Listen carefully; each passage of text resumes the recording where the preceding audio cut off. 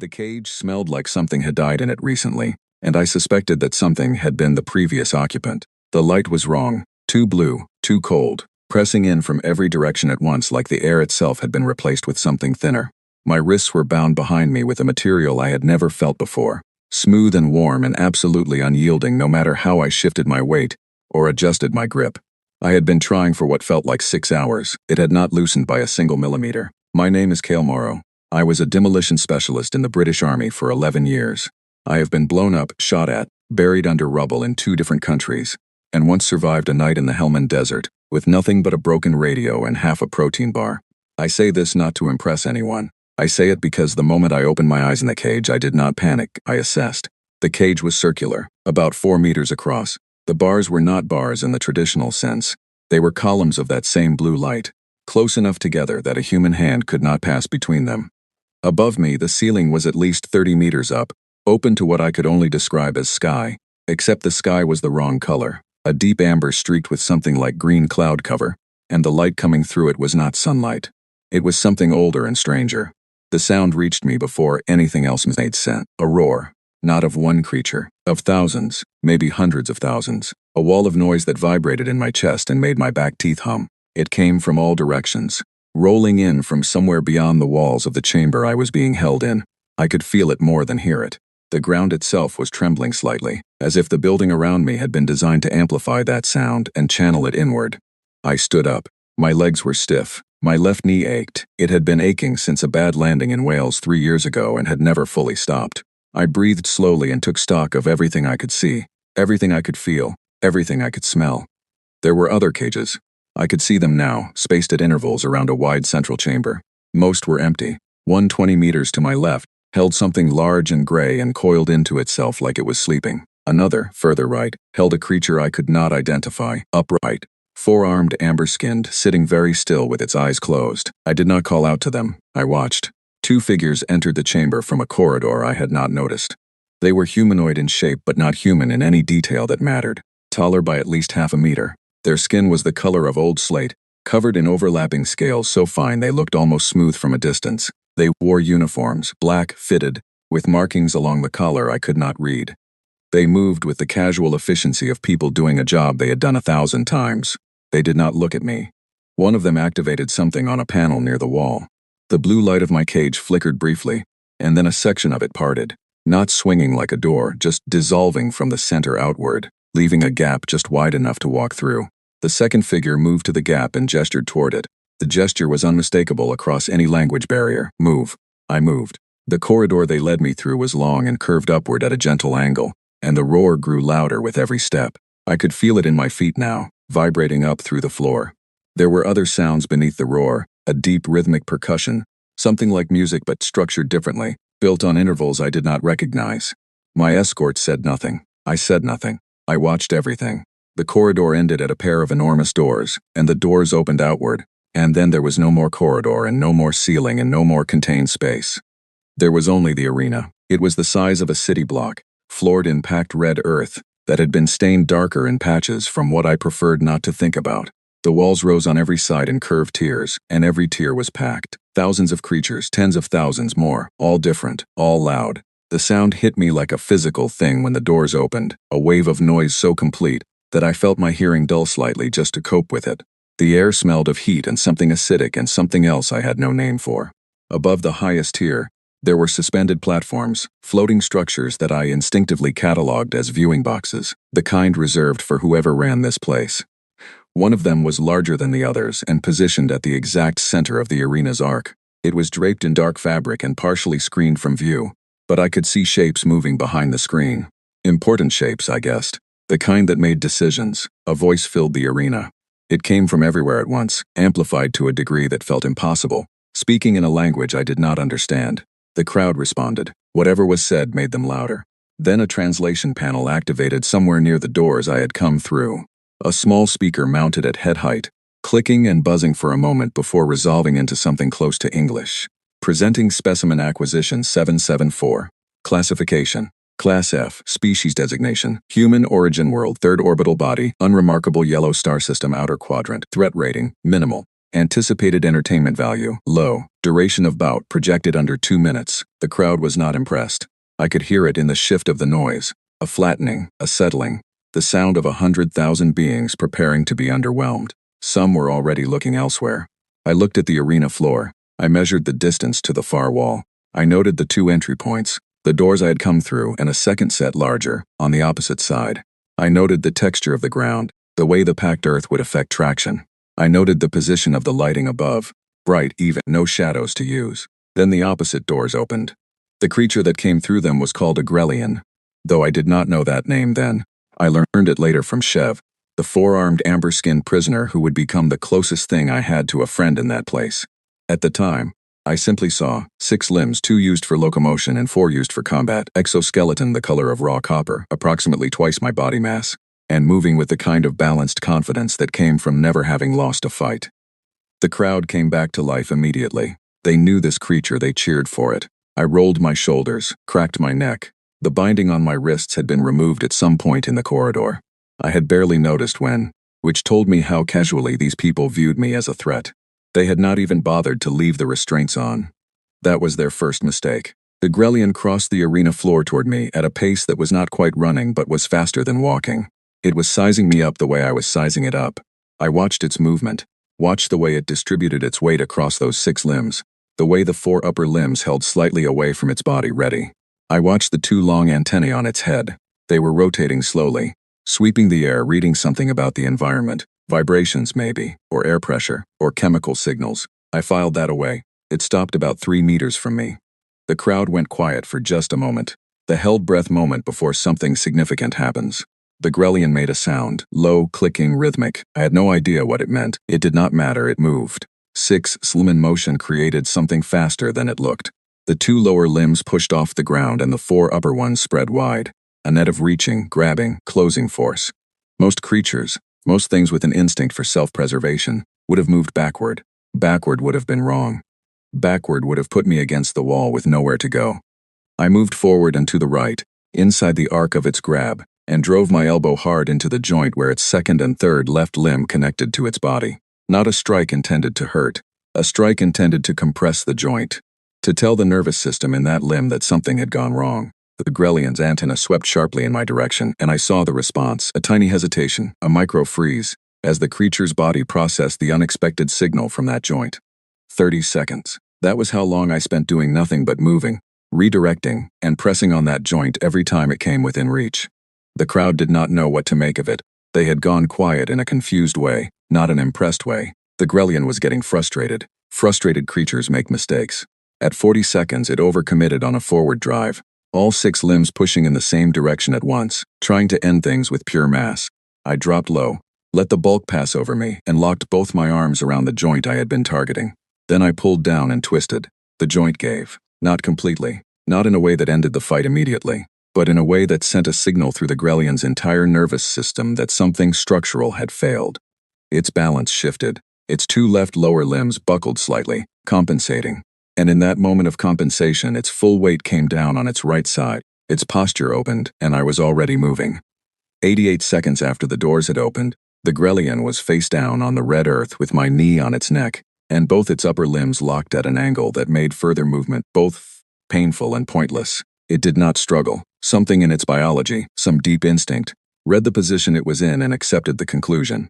I looked up. The arena was silent, not politely silent, not the silence of a pause. The silence of 100,000 creatures all arriving at the same unexpected destination at the same moment and not yet knowing how to react.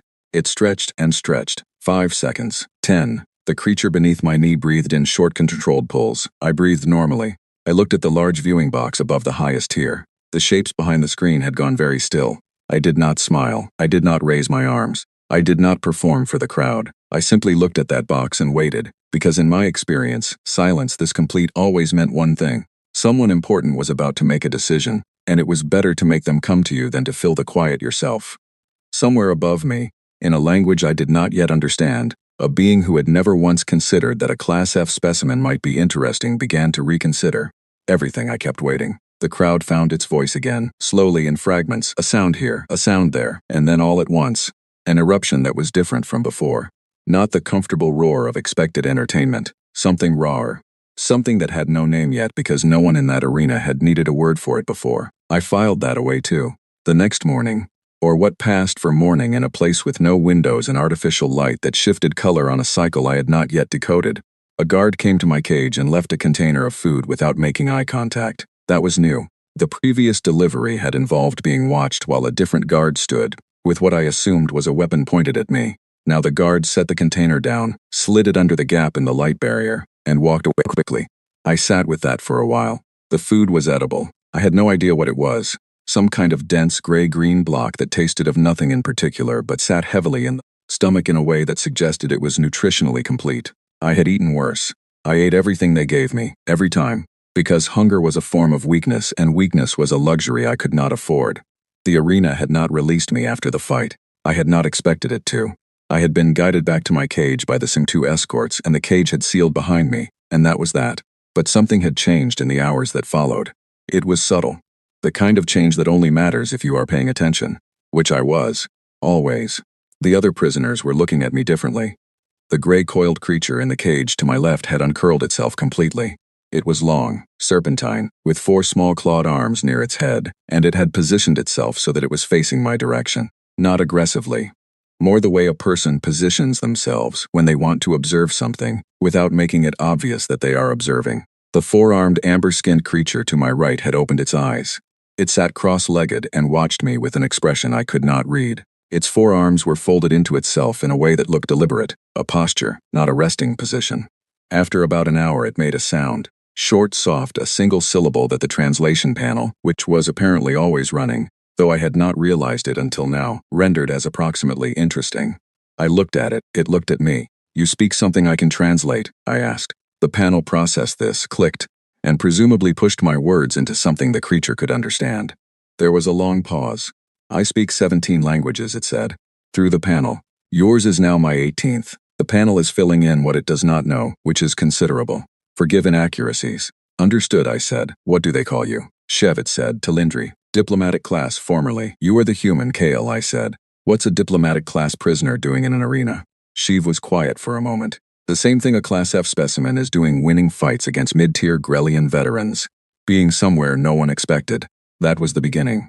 Over the following days, and I counted them carefully, scratching a small mark into the floor near the back wall of my cage every time the light cycle completed, I learned things. Shiv was extraordinarily well informed for someone in a cage, which I eventually concluded was because he had been here long enough to build a network of information that flowed through the arena's staff, its other prisoners, and apparently some communications channel I did not fully understand, and decided not to ask about too directly. He told me about the Vreth Dominion. He told me about the arena system. He told me about the classification that had been assigned to humanity, and I found I was not surprised by any of it. The Dominion had been running these arenas for roughly 3 centuries. They had encountered hundreds of species. Most species, when captured and forced to fight, performed in predictable ways. They fought hard for a while, then declined in performance as their psychological state deteriorated, and then they either adapted to the system or they did not. The classification system was built on historical data from those encounters. Class F meant low aggression, low threat, low utility. Something you threw in for variety when the crowd needed a break from the serious bouts. Humanity had been discovered 8 months ago, as near as I could calculate.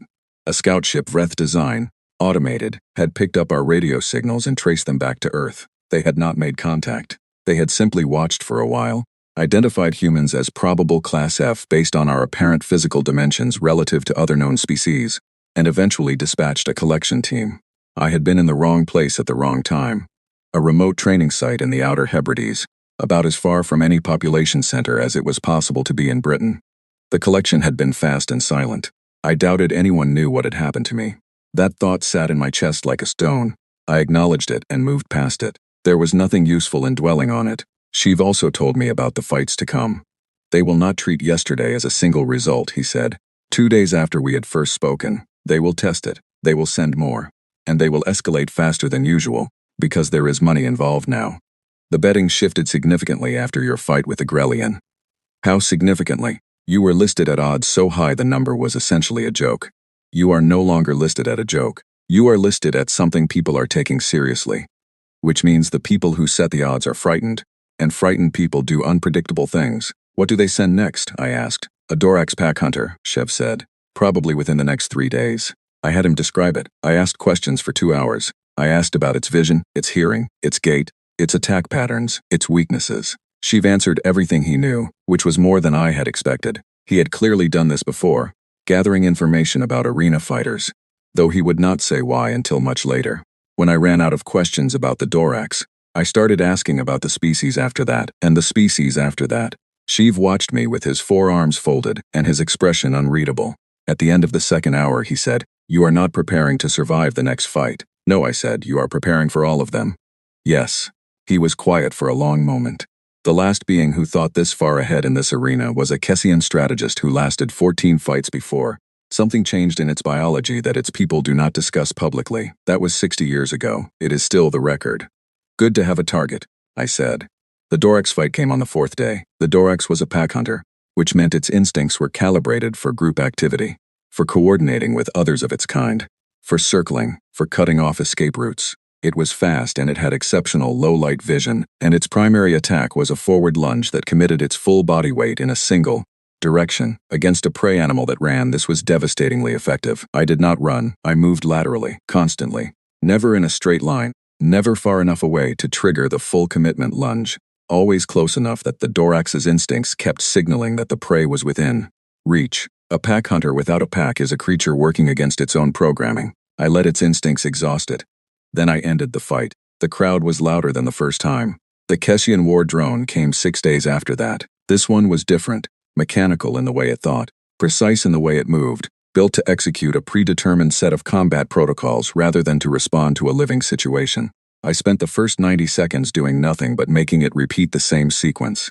By the 4th repetition, I had mapped the sequence completely. Then I stepped outside it, and the drone had no protocol for that, and it locked, just briefly, half a second at most, but half a second was enough. After the Kessian fight, I came back to my cage with 2 cracked ribs, a dislocated left shoulder that I reset myself against the cage wall before anyone could come to observe me, and a gash along my right side that bled steadily for about an hour before it clotted. I sat on the floor and breathed through the pain, and catalogued every lesson the fight had taught me. That was the night the guard brought me double rations without being instructed to, as far as I could tell. I did not acknowledge it. I ate everything. By the 8th day after my first fight, something else had changed. The serpentine creature to my left, which I had learned was called a Relini, and whose name was something unpronounced that Sheev had rendered phonetically as S, had begun leaving small objects near the shared wall of our cages, pebbles of red arena earth, placed in specific patterns that I eventually realized were not random. They were prime number sequences. I left an object in response, a thread from my sleeve coiled into a Fibonacci spiral. The next morning, S had left a pattern that incorporated both. We never spoke directly. The translation panel apparently did not cover whatever language S used. But mathematics, it turned out, needed no translation. On the 12th day, Shev told me about the Vreth champion. He told me carefully, in the way someone tells you something they believe you need to know, but are not sure you are ready to hear. He described it in clinical terms first. The biology, the combat history, the record. 340 bouts. 31 species represented in the category of defeated champion-class opponents. 0 losses in a career spanning what Shev estimated was something close to 40 Earth years. Its name is Vreth Prime, Shev said, which is both a name and a title. It is the supreme fighter of the Dominion's home species. It is also the symbol of everything the arena represents. An empire's proof of its own superiority. When, I asked, Sheev looked at me steadily. The centennial rite is announced once every 100 years. The announcement was made this morning while you were asleep. The date is set for 17 days from now. I sat with that. Why me? I asked. There must be higher-rated fighters here. There were, Shev said. Most of them are no longer here. The remaining high-rated fighters declined the selection, which they are permitted to do, at the cost of their arena status and considerable other consequences I will not describe in detail. He paused. You were selected because you cannot decline. You are still classified as Class F. A Class F specimen has no rights of refusal in the arena system. Convenient, I said. Yes, said Shev, very convenient for them. Potentially less convenient for Vreth Prime, depending on whether you intend to do what I suspect you intend to do. I looked at him. What do you think I intend to do? For the first time in 12 days of conversation, Shev smiled. It was a strange expression on his face. The geometry was different. The muscles moved differently than a human smile. But it was unmistakably the same thing. I think, he said, that you intend to win. Outside, somewhere in the amber-lit corridors of the Vreth Dominion's greatest arena, the staff were updating the betting systems. The odds on a Class F human specimen surviving 17 more days had just changed dramatically.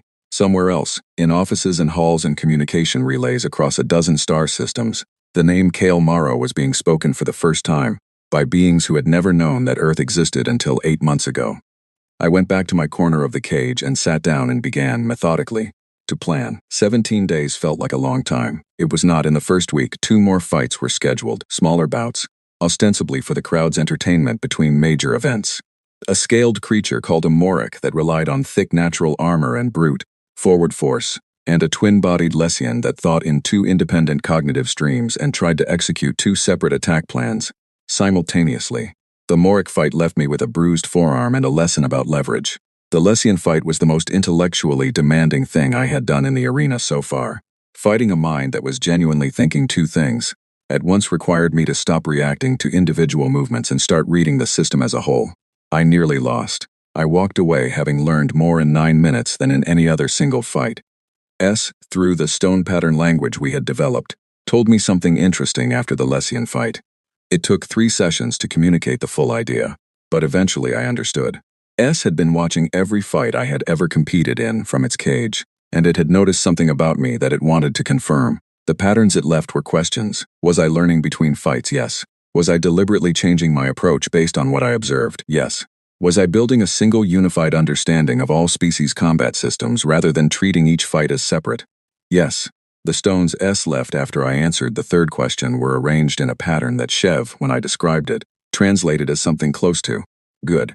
You fight like water, not like stone. What does that mean? I asked. Shev considered. In Relini philosophy, which I know only partially, water is the superior force because it does not oppose the shape of what it encounters.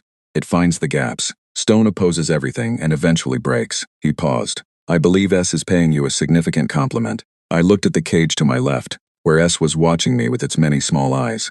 I arranged 3 stones in the only pattern I knew how to express gratitude with in our developing shared language. S curled one small arm briefly in acknowledgement and went back to its coiled position. Sheev watched this exchange with an expression I had learned to read as contemplative.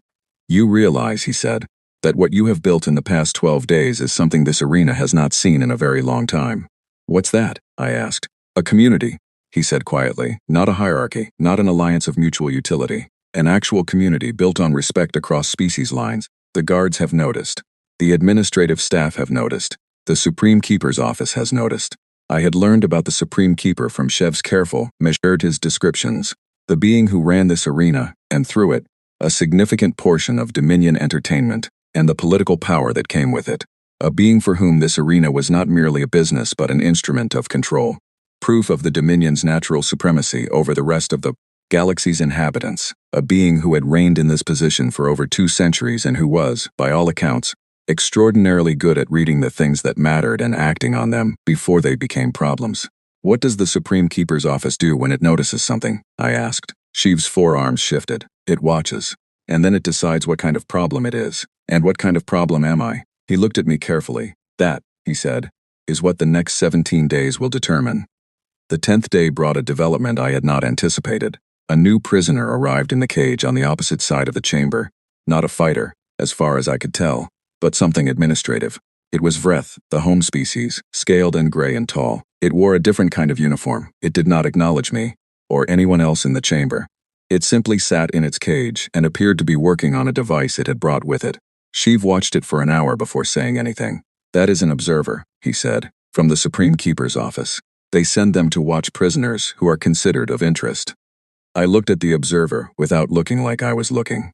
What do they report back? Everything. How you sit, how you eat, how you interact with others, whether you sleep normally, whether you show signs of psychological deterioration. He paused. They want to understand not as a fighter, as a being.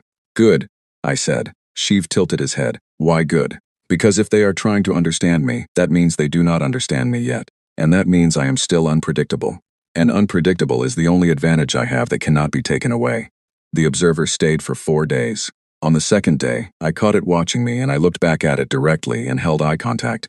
Or what passed for eye contact with a being whose visual organs were positioned differently, for a full minute, without expression, without aggression, without anything at all. Just looking, just being looked at. The observer eventually looked away first. I did not make anything of it outwardly, but inwardly I noted. It was the first time since I had arrived that something in this place had been the one to break contact first.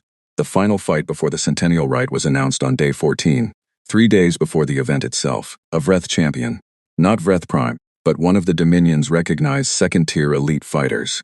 The announcement was made as part of what Shev described as a calibration exercise. They wanted to see how I performed against a Vreth fighter specifically.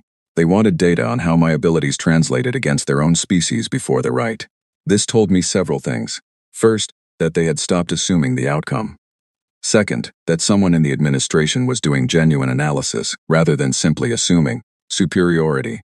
Third, and most important, that the fight against Vreth Prime had moved, in the minds of the people running this arena, from entertainment into something else. Something closer to a test. The Vreth champion fight lasted 4 minutes and 20 seconds. Vreth fighters were faster than they looked, extremely strong, and had an exoskeletal layer beneath their scales that made many strikes less effective than they would have been against other species. They also communicated in combat through a system of microscale flickers, changes in the chromatophores beneath their scales, invisible to many species but apparently meaningful to each other. I could not read those signals, but I could watch for the moment just before the signal, the brief pause, the drawing in, and use it. It was not a perfect system. I took more impact in that fight than in any previous bout. But at the end of 4 minutes and 20 seconds, the outcome was the same. The arena was very loud. I walked back to my cage under my own power, which I had decided early on was something I would always do regardless of how I felt, because the walk was the last thing the crowd saw and I wanted the crowd's last image to always be the same. Unhurried, upright, and completely unimpressed with what had just happened. That night, Sh was quiet for a long time. Eventually he said, 3 days. 3 days. I agreed. 37 beings have faced Vreth Prime in the arena, he said. None survived. I want you to hear that not as a warning but as information. I understand the difference, I said. I know you do. He was quiet again. Then, the Talindri Compact has a saying. My people have used it for 600 years. I will attempt the translation as accurately as the panel allows. He spoke a phrase in his native language. The panel processed it. Then it rendered. Even the stone that seems immovable has moved before. It has simply not yet met the water with enough time. I looked at him. Sleep, he said. You will need it. I lay down in the corner of my cage and looked up at the amber light filtering through the ceiling, and I went through everything I knew about Vreth Prime. Everything Shev had told me. Everything I had observed in the Vreth champion fight 3 hours ago. Everything S had communicated through patient stone pattern conversations over the past 12 days. I built the fight in my mind the way I used to build a demolitions plan, systematically, contingency after contingency. Every variable mapped out as far as it could be mapped, and then the open space acknowledged honestly, rather than filled with false certainty. There was a great deal of open space. Vreth Prime was not something that could be fully planned for. I knew that. The plan was not to eliminate uncertainty. The plan was to be comfortable in it while Vreth Prime was not. I slept at some point. When I woke, the light had shifted. I ate my rations. I did my movement work in the small space of the cage. Not exercise in the usual sense. More calibration. Keeping everything operational, keeping the body and the mind in communication with each other. I talked with Shev. I exchanged patterns with S. I thought about home, briefly, the way you allow yourself to think about something important without letting it consume the space you need for the present moment. Then it was one day. Then it was morning, or the closest thing to morning this place had. The guards came earlier than usual. There were more of them. They did not speak, but their manner was different, not the casual efficiency of the normal escort. Something tighter, more formal. One of them was wearing a different grade of uniform, with markings along the shoulder that I had not seen before. I stood up. I rolled my shoulders. I breathed. The doors to the corridor opened. The roar had already started, even before I reached them. It was the biggest sound I had ever heard in my life. A compound noise made of hundreds of thousands of individual sounds, layered and dense and alive, pressing through the walls and the floor and the air. Whatever this day meant to the beings in those stands, it meant something enormous. Centuries of tradition were folded into this noise. I walked. The corridor curved upward as it always did, and the noise grew with every step, and the light at the end of it was brighter today. More of it, richer in spectrum, as if someone had adjusted the arena lighting specifically for this occasion. I did not hurry. I did not slow down. I kept exactly the same pace I always kept, and I breathed exactly the same way I always breathed. Because the body carries the mind's decisions whether you instruct it to or not, and I wanted my body to carry the decision that today was the same as any other day. It was not the same as any other day. The doors opened. The arena hit me. Sound, light, smell, the slight tremble of the earth beneath the weight of that crowd. and I stepped through and onto the red earth floor and looked at the space around me with the same measured, unhurried attention I had given it on the first day. Across the arena, the opposite doors were still closed. Vreth Prime had not entered yet. I walked to the center of the floor. I stopped. I waited. Above me, the crowd's noise built and built, and somewhere above the highest tier, behind the darkened screen of the largest viewing box, something moved. I did not look up. I waited. The doors across from me began to open. I had spent 17 days building a picture of Vreth Prime in my mind. Every piece of information Shev could give me, and every observation I had been able to make secondhand. I had rehearsed the fight hundreds of times in my thoughts. I had mapped the variables, accepted the uncertainties, and prepared as completely as I was capable of preparing. None of that fully prepared me for the reality. Vreth Prime was large. I had known this. Sheev had given me measurements, roughly 2.5 meters at the shoulder, heavier than I had estimated. Exoskeletal layer fully developed to a depth that made many conventional impact points functionally useless. What the measurements had not conveyed was the quality of its movement. It moved the way very dangerous things move, without hurry, without wasted energy, with a settled, economical confidence that was entirely unlike the aggressive display posturing I had seen from every other fighter in this arena. It crossed half the arena floor before it stopped. It looked at me. I looked at it. The crowd went very quiet. Not the confused silence of my first fight, not the stunned silence after it, a specific, deliberate quiet that had been cultivated over centuries of centennial rite tradition. The held breath before something historic. Vreth Prime's chromatophores flickered briefly. I could not read the meaning, but I noted the pattern and stored it. It moved. The first 3 exchanges happened very fast. Vreth Prime's speed at close range was greater than the Vreth champion had been by a significant margin. Not dramatically, but enough to matter. I redirected rather than absorbed, kept my feet moving, used the space of the arena floor rather than trying to hold ground. I felt the edge of one strike along my left side and the impact compressed. Something in my ribcage that sent a spike of pain sharp enough to temporarily narrow my vision. I breathed through it. I kept moving. By the end of the first minute, I had achieved exactly one thing. I had survived it. That was not nothing. 37 previous opponents had not survived the first minute. But surviving was not winning. And I knew the difference clearly. Vreth Prime paused. It looked at me again. That flicker of chromatophores, the same pattern as before. I cataloged it.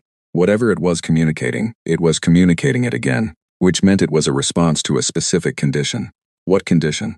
I thought about it while we moved. Vreth Prime was applying force. I was not meeting force with force. I was redirecting. The flicker happened when the redirect occurred.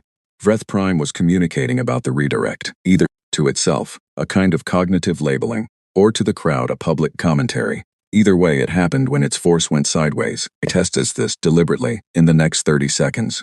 2 more redirects, 2 more flickers, identical pattern. Then I changed my response. Instead of redirecting, I stopped a strike early, not absorbing it, but intercepting it at the origin, before the full force had committed. No redirect, no sideways transfer of energy, no flicker.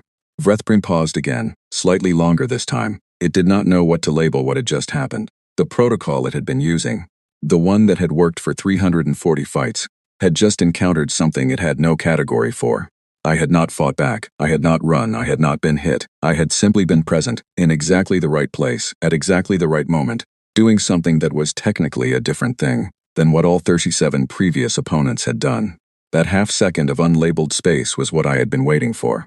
I moved in rather than away, and for the next 4 minutes, I did nothing but fight inside Vreth Prime's ideal range, too close for its full arsenal to deploy, pressing on the joints where I had learned Vreth anatomy was least reinforced. Making it work in the space it was least designed to work in. It adapted. It was extraordinarily good. The best opponent I had ever faced by a margin that was not close. It hit me twice in those 4 minutes with enough force to put a normal person on the ground. I went down once. I got up immediately, before it could capitalize because I had planned for going down and I had planned for getting up. And the plan was to never stay down regardless. I lost track of the crowd. I lost track of the viewing box and the Supreme Keeper and the translation panel and everything except the fight and the floor and the being across from me and the mathematics of survival that I had been working on for 17 days and 6 fights before this moment. Then the joint I had been working on, the left secondary knee, a point Shev had identified as a structural limitation in Vreth Prime's late fight records, gave way just slightly. Not a failure, a micro-compromise, the kind that takes seconds to recover from, but seconds were enough.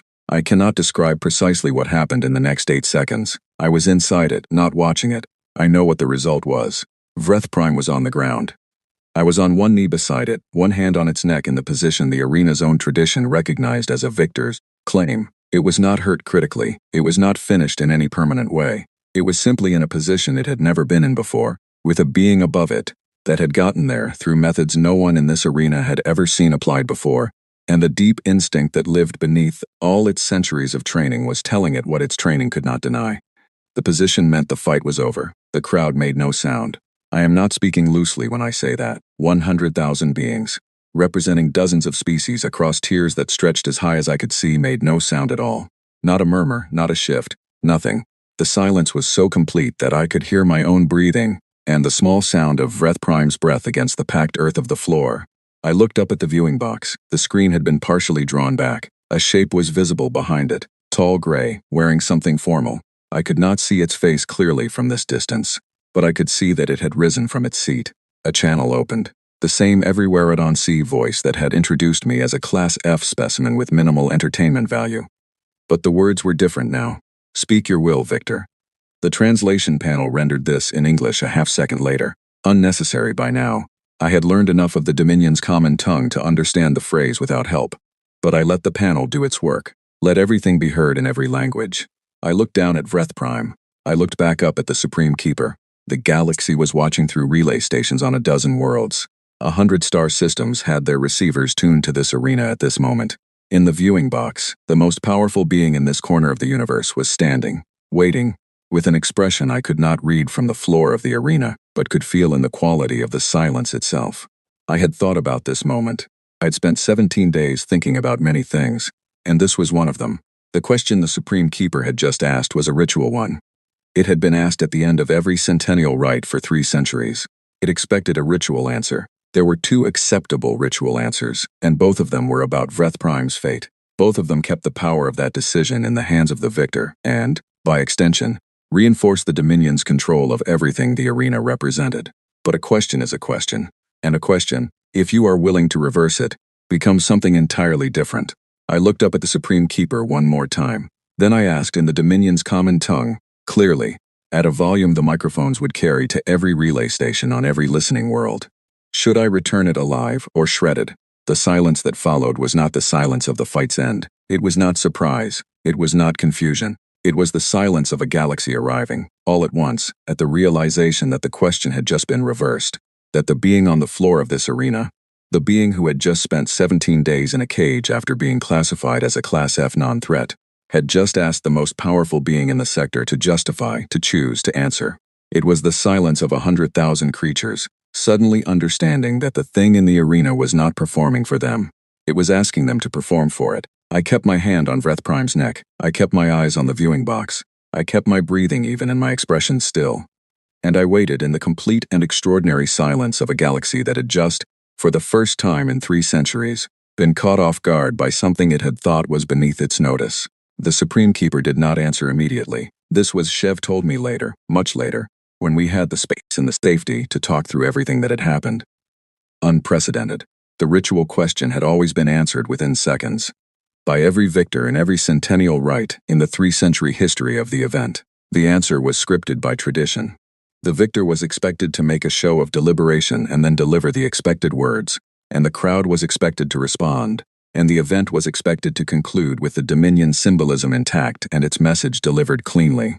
The strong decide, the rest endure the deciding. What happened instead was 32 seconds of silence. I know this because later, when the arena's recordings were reviewed and circulated, and they were circulated to every relay station, to every subscribing world, to every corner of the Dominion that had been watching, someone counted 32 seconds.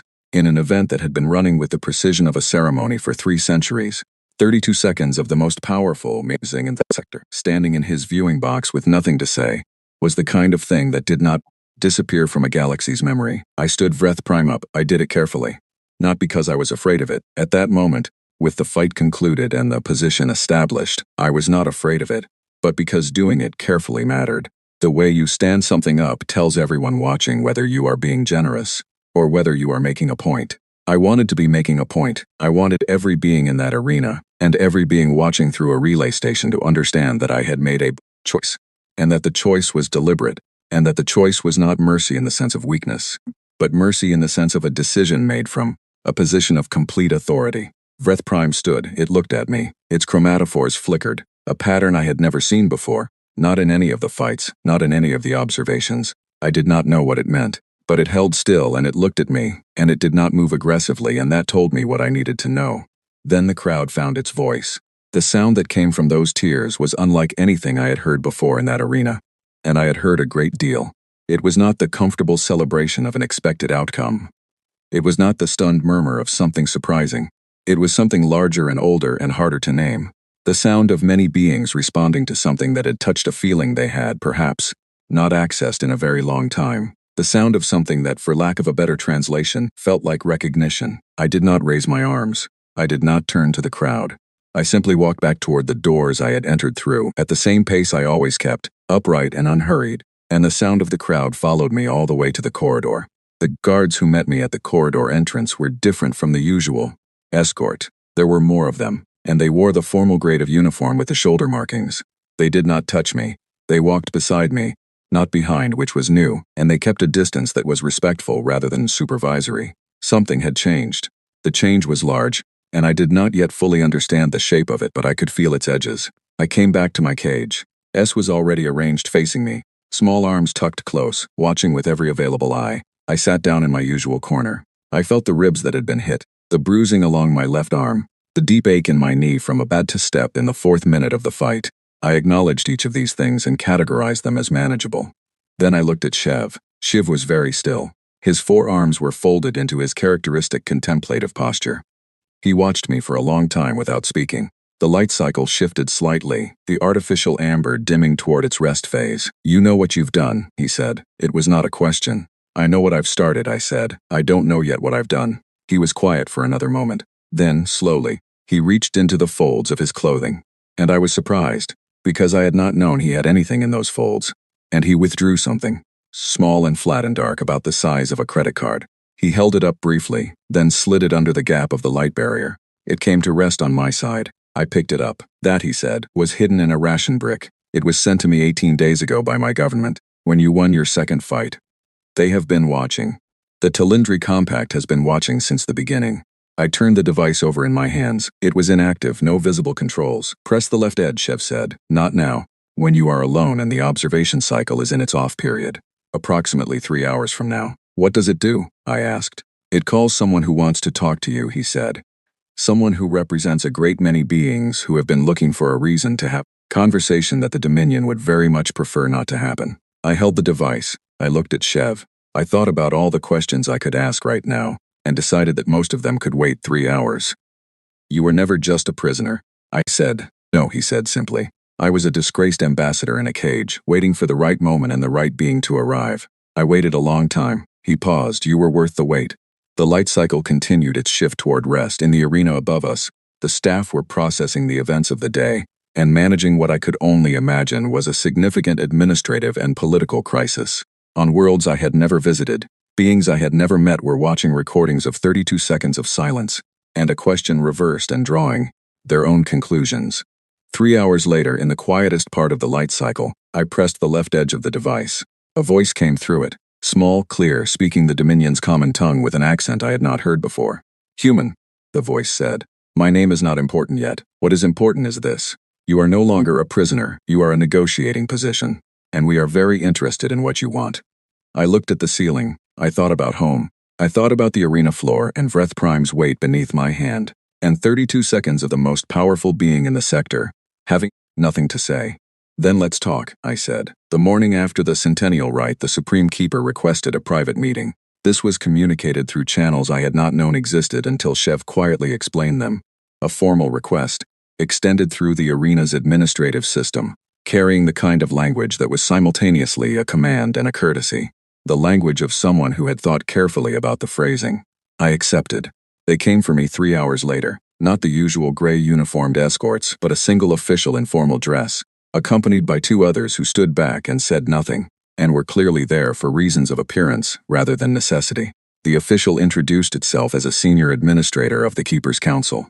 It spoke carefully, choosing words with visible deliberation, and the translation panel rendered everything in clean, accurate English that told me the panel's learning algorithm had been given significant resources in the past 12 hours. The council chamber was the first truly new space I had been in since the arena. It was above the tiers, connected to the viewing boxes by a series of walkways that offered brief angled views of the arena floor below, now empty, the red earth raked clean, the tiers bare. I looked at it as we passed, and it looked smaller than it did when it was full of sound and light. 100,000 beings. Most things do. The room itself was not large. A table, chairs suited to the Vreth anatomy, which were uncomfortable but functional for a human willing to adjust. Pale light from above. The kind of deliberate simplicity that powerful people sometimes use to signal that they do not need the decoration of power to feel powerful. The Supreme Keeper was already there. I had seen it only from the arena floor at a distance through the partial screen of the viewing box. Up close, it was old in the way very old things are old. Not frail, but settled, compressed by time into something denser than it had once been. Its scales were paler than the younger Vreth I had seen. Its eyes, positioned slightly differently than a human's, angled outward and forward simultaneously, were very still and very attentive. It watched me sit down. I watched it sit down. There was a long pause that I suspected was deliberate. "I have reviewed recordings of every encounter you have had in this facility," it said. The translation panel kept pace, steady and clear. "From the moment of your arrival to this morning, every fight, every observed interaction, every exchange that our monitoring systems were able to record." It paused. "I have also reviewed all available information about your species, which is limited, but less limited than it was 12 months ago." "What did you learn?" I asked. It considered this, that we made an error, it said, in our classification methodology, in our assumptions about what physical dimensions and apparent technological development indicate about a species' actual capacities. It paused again. "I do not admit errors easily. I want you to understand that I am doing so now with full awareness of what it means." I nodded. "I appreciate that. What I want to understand," it said, "is whether the error is correctable." I looked at it steadily. "Define correctable." "There are 12 species currently held in this, and our affiliated facilities who were classified as Class F or below on similar grounds to your species. There are 8 worlds currently under Dominion exploration and extraction programs that may harbor species who have not yet been contacted, but who may warrant reclassification under revised criteria." It placed one hand on the table, a deliberate gesture, flat-palmed, which Shev had once described to me as a Vreth indicator of good faith. "If I were to tell you that a revision was being considered, would that be relevant to a conversation about future arrangements?" The word arrangements carried a great deal of weight in the way it was said. "It would be a starting point," I said. The Supreme Keeper's eyes moved, a small sideways shift, a gesture I had not seen from any other Vreth. Something that looked, in its own geometry, like acknowledgement. "You asked a question in the arena yesterday," it said. "A question that has been transmitted to 1,100 receiving stations across 14 star systems. A question that has, in the past 24 hours, generated more incoming diplomatic inquiries to this facility than the past decade combined." It paused. "I want to ask you something about that question." "Go ahead," I said. "Did you know," it said, "what you were doing?" I thought about how to answer this. Not because I did not know the answer. I knew it, but because the phrasing of the answer mattered. I knew what the question would do, I said. I didn't know exactly how far it would travel or how many people would hear it, but I knew what it meant to ask it. "Yes." The Supreme Keeper was quiet for several seconds. "You understand that what you did was not simply win a fight. You understand that you used the arena, my arena, the Dominion's arena, as a stage for something else entirely." "I understand that the arena was already being used as a stage," I said. "I just changed who was directing the performance." The silence that followed was shorter than the one in the arena yesterday, perhaps 10 seconds. But it had the same quality, the quality of something very large and very settled being asked to consider moving. "I want to make a proposal," the Supreme Keeper said. "I'm listening," I said. "Your freedom," it said, "complete and formal. Transportation to your homeworld, in a vessel of sufficient quality to make the journey without difficulty. Full diplomatic recognition of humanity as a Class A species, retroactive and with a formal apology communicated through the Dominion's standard channels." It paused, in exchange for a conversation. A continued conversation, not today but over time, between your species and mine, between humanity and the Dominion, through whatever channels you and your people decide are appropriate. "And the 12 species currently held in your facilities?" I asked. The hand on the table shifted slightly. "That can be part of the conversation." "It needs to be part of the agreement," I said, "not the conversation." "The agreement." Another pause, longer. The Supreme Keeper looked at me with those very still, very attentive eyes, and I looked back, And I thought about 32 seconds in an arena, and a galaxy holding its breath, and a being who had not had to justify itself to anyone in over 2 centuries, finding that it needed to now. 6 of the 12, it said finally, released within 30 days. The remaining 6 to be discussed within the first formal session between our governments. 8, I said. And the 8 released before I leave. 7, it said, and 7 released within 15 days of your departure. I thought about this. I thought about Chev and S, and the Relini stone pattern language, and the guard who had brought me extra rations, and the observer from the keeper's office who had looked away first. 7, I agreed, and Chev is among the 7. The Supreme Keeper's eyes shifted again, a longer sideways movement this time. Chev, it said, is complicated. I noticed, I said. He goes in the 7. The pause was the longest yet. Then, we sat in that room for another 3 hours, and I learned what it was like to negotiate with an empire on behalf of a species that did not yet know it was being negotiated for. It was not comfortable. It was not clean. There were things I agreed to that I was not certain I had the authority to agree to, and things I refused that the Supreme Keeper clearly considered trivial and that I considered anything but. But at the end of 3 hours, there was a draft formal, not binding yet, nothing that my government would need to ratify, but a shape, a starting point, a framework. Walking back to my cage, with the same formal escort and the same respectful distance, I felt something I had been carefully not allowing myself to feel since the moment I had woken up in the blue light of that cage. What felt like a year ago, I felt the weight of what came next. It was enormous. Sheev was awake when I returned. He looked at me and I looked at him and I said, "You're in the 7. He was very still for a moment. Then he said, "What did you give for that?" "Less than they wanted," I said. "More than I wanted to." I paused. Many conversations. Between your people and mine and theirs and everyone else who decides to show up. Chev's forearms unfolded slowly. A gesture I had learned meant something close to profound relief, though he would probably not have named it that. S, in its cage to the left, arranged 3 stones into a pattern I recognized. The pattern 4. What happens now? I arranged 4 stones on my side. The pattern Chev had taught me that meant something new. S was still for a long moment.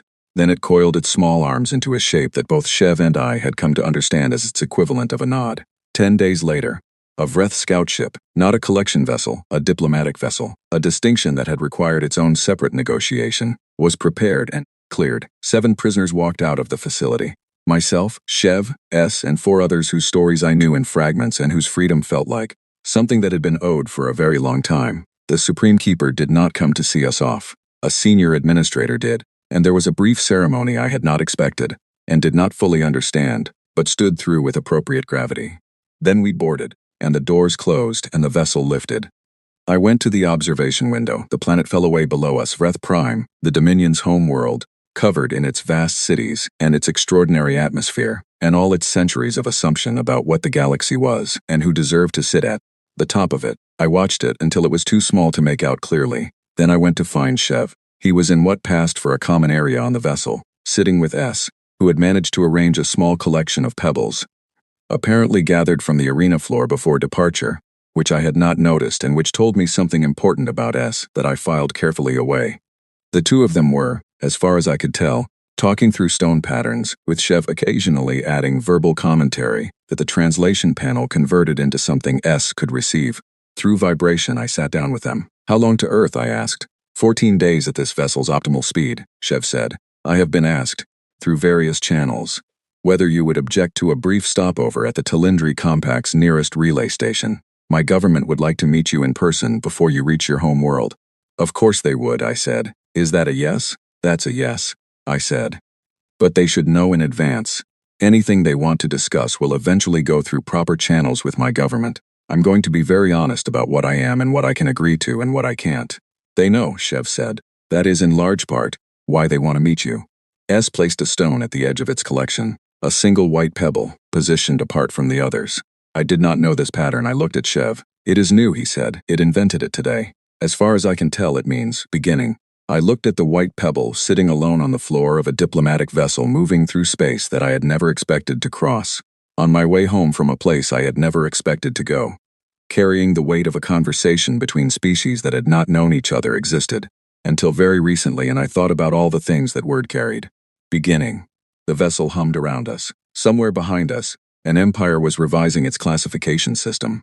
Somewhere ahead of us, a planet was going about its day with no idea what was coming. Somewhere in the relay stations and the betting systems and the diplomatic channels of 14-star systems, 32 seconds of silence was being watched and rewound and discussed. I looked at the white pebble. Yes, I said, that's exactly right. The approach to Earth took the full 14 days, plus 3 additional days at the Tilindri relay station, which turned out to be less a station, and more a small world in its own right, with a surface and an atmosphere and a city that had been built over 6 centuries into something genuinely. The Tilindri were extraordinarily gracious hosts, and I spent those 3 days in conversations that were careful and honest and, in several moments, very difficult. They wanted to know about humanity, not our biology. They had the Dominion's data for that, such as it was. They wanted to know about our thinking, about how we made decisions, about what we considered important when everything was working against us. I told them about the arena, about the first fight and the calculation that had gone into it, about the knights in the cage working through variables, about Chev and S and the stone pattern language and the double rations. I told them about the Centennial Rite in as much honest detail as I could manage, including the parts where I had not been certain of the outcome and had proceeded anyway. The Tilindri representative who led most of these conversations was named Adira. She was small by her species standards, Shiv's height, which was shorter than average for Tilindri, with a quality of attention that reminded me of the best commanding officers I had worked under. Fully present, processing everything, never performing understanding but genuinely reaching for it. On the second day, she asked me, when you stood Vreth Prime up, when you chose what you chose, what were you thinking in that moment? I thought about how to answer honestly. I was thinking about the message, I said, not the words, the message. Because there were 2 ways to interpret what had just happened in that arena. One interpretation was, a human beat Vreth Prime. That's interesting, but it's just a fight result. Fights happen, results happen. The other interpretation was, the system that had run that arena for 3 centuries had just been shown to have a